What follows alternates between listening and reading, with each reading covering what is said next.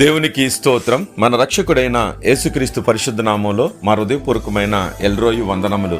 మీరు చేయు పనిలోను ప్రయత్నములోను దేవుడు మహాకృపను అనుగ్రహించి ఆశీర్వదించునుగాక. ఈరోజు దేవుని వాగ్దానం యోహాను రాసిన 2వ పత్రిక 1వ అధ్యాయం 6వ వచనం. మనమాయన ఆజ్ఞల ప్రకారం నడుచుటయే ప్రేమ. ప్రియ దేవుని బిడ్డ, సత్య ప్రేమలో నువ్వు నిలవాలి. అప్పుడు తండ్రి నీ వైపు నడిస్తాడు. తండ్రి యొక్క కుమారుడగు యేసుక్రీస్తు నొద్ద కూడా మనం సత్య ప్రేమలో నిలిస్తే కృప, కనికరము, సమాధానము మనకు, మన కుటుంబాలకు తోడుగా ఉంటాయి. ఎందుకంటే ఒకరినొకరు ప్రేమించుకుంటాం కాబట్టి, ప్రేమలో నడుచుకుంటాం కాబట్టి, ఆయన స్వతంత్రం ఇచ్చాడు కాబట్టి. సహోదరులారా, ఈరోజు నేను ఆలోచించండి, నిన్ను వలె నీ పొరుగు వారిని ప్రేమించమన్నాడు. ఎందుకో తెలుసా? మన శరీర కోరికలు, మన శరీర హేతువు చేత మనం తీర్చుకోకుండా ప్రేమ కలిగిన వారే ఒకరినొకరు దాసులై జీవిస్తాం కాబట్టి. అందుకే ఆత్మానుసారంగా నడుచుకోండి. అప్పుడు మీరు శరీరేచ్ఛలు నెరవేర్చరు. లోకానుసారమైనటువంటి శరీర కోరికలతో మనం ఉండవు, జీవ కుటుంబంతో మనం ఉండవు.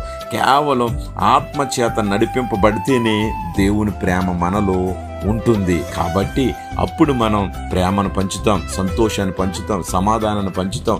మంచితనంగా జీవిస్తూ, సాత్వికంగా ఉంటూ, అనేక మందిని ప్రేమను చూపుతూ, ప్రేమలో వాళ్ళని నడిపిస్తూ యేసుక్రీస్తు మార్గాన్ని చూపిస్తాం. కాబట్టి ఆయన ప్రేమే నిన్ను నన్ను మార్చింది. కఠినులను కూడా ఆయన దగ్గరికి చేర్చింది.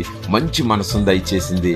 ఒకరికొకరు వివాదాలు రేపము ప్రేమ ఉంటే, అసూయ పడము ప్రేమ ఉంటే, నీలో అతిశయపడము ప్రేమ ఉంటే కనుక, ఏ తప్పిదములు ఉన్నవారినైనా సరే ఆత్మ సంబంధమైన ప్రేమతో ప్రతి వారిని, చిక్కుకొనిన వారిని, బంధింపబడిన వారిని, శోధింపబడిన వారిని మంచి మనసుతో మనమందరం వారిని మంచి దారికి తీసుకొస్తాం. అదే క్రీస్తు ప్రేమ. కాబట్టి ఒకరి భారంలో ఒకరు భరించండి, ఇది క్రీస్తు నియమం అన్నాడు. కాబట్టి ఆత్మను అనుసరించి నడిస్తే వివాదాలు రేపం అతిశోపకుండా మనం అనేక మందిని ప్రేమిస్తూ దేవుని వైపు నడిపిస్తాం. అట్టి కృప దేవుడు దయచేయను గాక. ఆమేన్.